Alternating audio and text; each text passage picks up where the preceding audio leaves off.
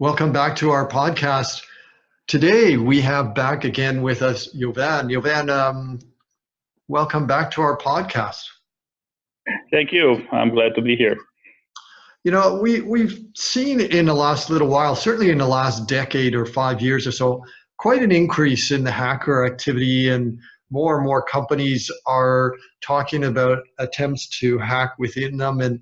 But the interesting thing is that we're seeing a great diversity in terms of those that are hackers. It's not necessarily highly educated people with highly sophisticated tools, but we're seeing much more of a broader set of individuals.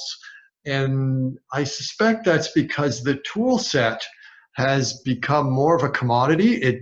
I suspect it's because the tools are easier to use and easier to find. What are you seeing out there in terms of the tools become more readily available, much more plug and play, much easier to use, so that the learning curve on behalf of the users of these tools is actually simpler?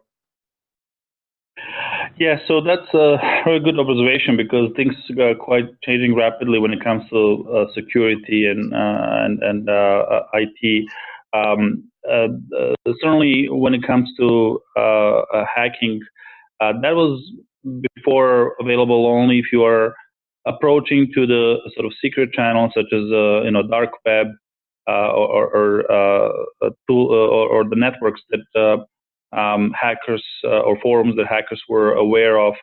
But then in last year or so, we see a huge change where a lot of these tools and not only tools but also knowledge is now publicly shared. With some of the leaks that happened in the past exposed vulnerabilities from different vendors who were trying to really share that with the communities as help to fix the problems and address the problem rapidly. But reality is that if you couple that vulnerability that is introduced with a lot of outdated or not managed systems and not updated with the latest firmware, then that becomes the system that can be easily hacked. And then we see a lot of scripts built around these vulnerabilities and then shared publicly through a community such as a GitHub as something that can be easily downloaded. And on top of it, it provided a link to YouTube channel that actually goes through step-by-step guide how to use it, and that coupled together with curious kids, you end up having just a curious kid as somebody who becomes a hacker overnight, wondering, let me try how that works. And that's the reality that a lot of businesses are not aware of, which brings the importance of constant upgrades and maintenance of their systems to make sure that it's patched and that vulnerability is closed as soon as the upgrade is released by the vendor. What that suggests to me is that on the two sides of the fence, the hacker side and the victim side, that there's levels of sophistication. We might see big organizations which have very important information having sophisticated defenses, other organizations having less sophisticated, and the same on the hacker side. Some of the hackers more sophisticated than others. Now, are you seeing this level of sophistication on the two sides, but perhaps an alignment? The less sophisticated hackers are going after the less sophisticated defended sites, and the more sophisticated attacking the more sophisticated sites? Or is there really a mix and match approach where it's more opportunistic, and wherever someone can succeed, they just, if they happen to find a site in which there's this weakness or that weakness? I'm kind of wondering whether the business model of hackers is, they're segmenting the market and saying, well, I have the cheap, low knowledge approach, so therefore I'll go after this kind of site, and the high-end innovative hacker goes after a different site. Is there that kind of segmentation taking place? Yeah, so it's a really interesting question you ask, because the monetization of hacking activity is essentially what drives now this new wave. Before, if you look at having somebody hacking into the business, is either to steal corporate data or steal the personal data, and if they steal some information, unless it's obvious financial records or identity theft, very often the monetize that activity was difficult. Yes, you have a dark web sites where they can sell the data they collected, and maybe somebody will find a use. But most of the hackers were just seeing this as a challenge rather than really a way to earn for a living. Well, nowadays, when you have a ransomware coupled with a Bitcoin and encryption, created a very different environment. Hackers are now able to directly profit from hacking attempts. So if they manage to get into your email address, they can create a very sophisticated attack that it's not easy to recognize because it's very personalized. By doing so, you can become a victim very easily. And then the most valuable, your data is most valuable for you. So therefore, they are able to put a ransomware, and a lot of businesses opt to end up paying for that data to gain it back. And that's because most of them don't have really backup and disaster recovery systems in place that allow them to recover easily. So that certainly monetization changed the perspective. We see way more hacking attempts all over the place. Yes, some of them are just from the curiosity and challenges point, but a lot of them are looking in a way to make up a living out of it. And when you talk about that, it suggests a couple of ramifications. Obviously, the first one is some kind of broker or e-marketplace sites in which information either that is hacked or information on how to do a hack is exchanged. But it also suggests that hackers themselves might recruit each other and form groups, or maybe there's an effort by an individual to specifically target an organization and they need some kind of support, and therefore they might recruit one or a number of different hackers. So it sounds as if on the trade of that information, as well as the grouping of knowledge and capabilities, it sounds as if that has become more sophisticated. Are we still seeing the individual hacker or more of this organized approach? Yeah, it's really hard to tell from kind of outside point of view. When you look at some of the breaches that happen, and depending obviously of the vector attack and how they're approaching and what is the strategy. If it's a brutal force, if it's an attack from multiple locations, you might think about it, well, this is really organized a group. But reality, this can also be a hacker who end up buying access to multiple devices. It don't have to be necessarily somebody's computer that got compromised, but it can be even a IP camera turned into a source of the attack, and created what they call bots, systems that are then managed centrally. So when the attack is executed, it can actually come from one source to all these different machines that are just on standby, and they will end up producing multiple attacks from different locations. So it looks like it's kind of your, under thousands of hackers trying to hack in, but it can actually be all orchestrated from one individual. And it's funny that some of the resources, like what Amazon and Google or Microsoft providing you resources to create your virtual machines and have a outsourced infrastructure. We're seeing also evidences that the hackers can actually provide or rent the infrastructure for other hackers to use, and that's kind of becomes quite dangerous to track this and really come to the bottom of it.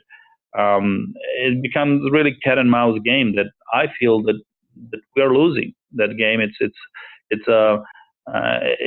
not a clear how you will be able to have the answers fast enough, and unfortunately, a lot of organizations are not up to date with their system updates, and therefore it's very difficult for us to trace the sources all the time. But even if organizations are up to date with the defenses, as you mentioned earlier, if hackers are using our personal data against us, and let's say they're even able to get an alliance with an insider in the organization, either directly or inadvertently, maybe the employee in the organization inadvertently does things that give the hacker the ability to impersonate them in some way. If all of this personal data is being used against the organization, then it becomes, I imagine, very difficult for them to try and use software or ordinary approaches. Ordinary approaches aren't maybe going to differentiate and identify when somebody appears to be authenticated or somebody appears to be using the correct information and data. That would be very hard to differentiate. You're right, and I think that businesses traditionally are looking into educating their own staff and team. That's very important, but also relying on some of the sort of off-the-shelf tools or services that will be able to bring them that protection. And when you look at just the basic, antivirus as example, you can have a system that is relies on the database being updated in order to recognize the attack and recognize the virus. So until that happens, that might be too late. Some organization might be already affected before it ends up being recognized and provided as the update.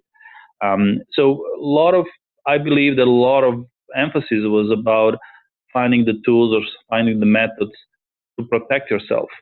What we believe is that businesses should put more work around finding how to recover from disasters, systems in place and processes, not just the backup, but also the full scenario of disaster recovery, where if this happened, or I would say when that happened, that you can go back to the previous state as quickly as possible and continue your business. And then if it's a ransomware and your data is encoded and you don't have to pay, if you have a backup that you can quickly recover and be up and running very quickly, then that changes the game. And I think that that's what businesses unfortunately are lacking, to recognize the effort of being protected and not just using the preventive systems in place. Well, in order to have a recovery system, we first have to either detect that a hack is about to happen, is happening, or has happened, and then be able to figure out the impact of that, what systems have been corrupted or compromised in some way. And that could be a challenge in itself, because it may take some while to understand exactly what that hack did. It may just be the simple copying of information, or the hack may have been to place a Trojan or something else on the system that could be used at a later time. So detecting that it's happened and what exactly the ramifications of that hack are is a challenge, let alone if we have the real-time issue in which our site is operating, maybe real-time, maybe it's an e-commerce site, and we have to do that with a really, really quickly to get it all back in place, and yet we want to make sure any of those viruses have been weeded out before we put things back online. That's quite a challenge. Do you suggest any methodologies or tools, generic sense of tools to try and do that? Yeah, so there is several different methods how you can implement what are called monitoring of abnormal behavior. And it comes across the different systems. So you can look at from, in our experience, when we see that normal amount of traffic coming from the customer side, that may trigger that machine is affected. Or it can be simple that they are, downloading and streaming movies. But this gives you abnormal behavior that you can kind of use this to trigger and further explore and what is the source and why it's happening. Some of the monitoring tools, obviously, from the local computers where you have agents that constantly monitor behavior, prevents any changes that are done by the Trojan horse or antiviruses, is also something that will trigger alarm and notification. We see a lot of businesses, unfortunately, not having agents that keep monitoring, and further on, don't have a really knowledge internally to manage that on a corporate level, which is the reason why we see more and more outsourcing that activity to companies like us and others. Another interesting recent monitoring tool was what we introduced of dark web monitoring. It's a system that allowed us to actually take a domain name that companies using and monitor dark web channels to see if that name or that domain name or email addresses that includes that domain name end up being listed in offers on the dark web. So that can happen if, for example, LinkedIn or another vendor gets hacked. They might not know, but the information of users might be now available for sale on dark web, and we get notification when that happens, and we're able then to inform customers and proceed with the password changes. And these are the type of diversified methods for us to be proactive when we see compromises across the customers.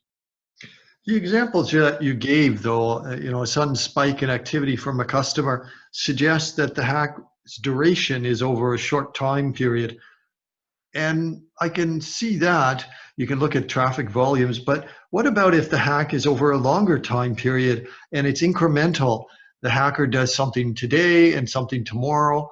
How do we find the signal in the noise? Because there are many legitimate activities that are taking place, and to find, to link together this activity and that activity is part of a larger pattern that's taking place over time and interspersed with legitimate activities. How do we detect that kind of longer pattern? Mm-hmm. Yeah, when we look at some of the example of hacking attempts, usually they are short bursts, because when you put yourself in hacker shoes, then once they do the first initial access, they don't know after that if their activity was recognized, and then system is on the monitoring state. So by them coming back and trying to do another attack to the same systems, they are encouraging risks on their own side.